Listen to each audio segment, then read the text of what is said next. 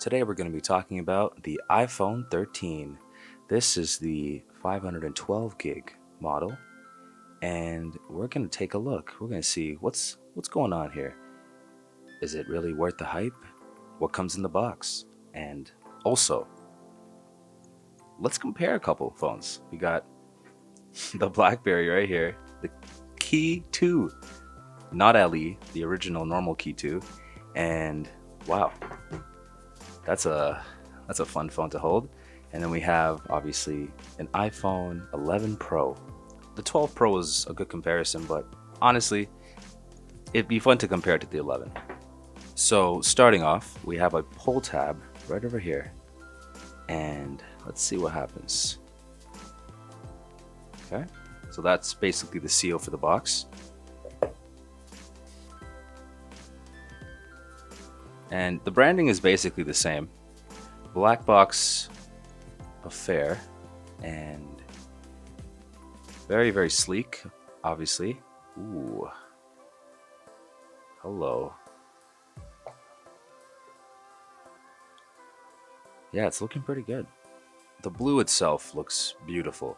It's not like a super vivid or deep blue, it's more like a pastel-y kind of blue, but I would say it definitely stands out in its own way.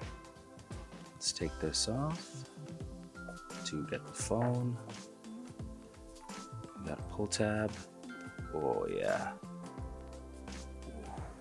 That is heavenly. Now the phone itself, what can I say? Very, very, very rigid. It's very interesting holding this compared to, say, the iPhone 11. This one is the 256 gig model, and I thought this was kind of beefy when I got it. This feels around the same, but what makes it feel bigger is definitely the corners, because you have this amazing grip now. The problem with this was that it was so slippery on the sides, you couldn't use it without a case personally. And the irony is that actually I had a case that resembled more like this phone. So this is the case I was using.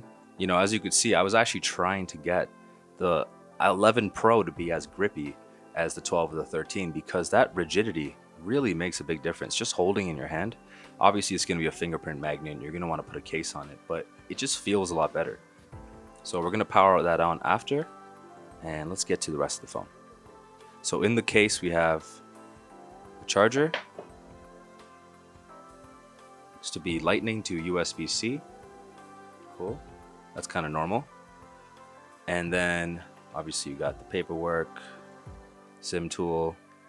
Now this phone is a 5G phone, and I do have a 5G SIM card for it, but this is my first 5G phone, so it'll be interesting to see what we're going to get out of reception and performance out of the actual antennas.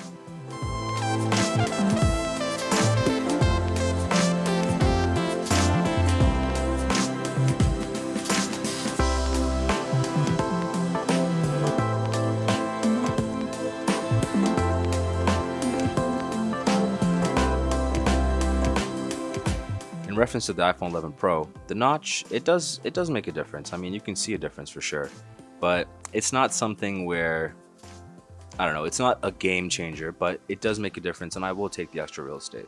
In terms of the phone thickness and similarities, I do like this design better. I did like the 11 Pro. It was a pretty big game changer for a phone at the time, but this is definitely much better to hold in the hand, and it just feels better. Like, you feel more secure just holding it. I can imagine typing it, and it's one of those things where they're both such performers. Even the 11 Pro, even till today, is a great phone. If that's all you could get, just get it, because it blew the 10 out of the water for a lot of reasons, and especially having night mode.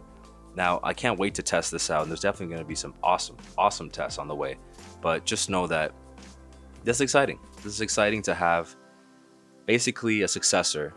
And just for fun, let's compare it to the BlackBerry Key 2. The BlackBerry is slightly bigger, slightly taller.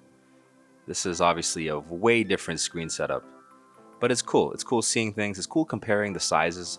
A lot of things got delayed for Apple, so we'll see what's up next. And thank you for tuning in.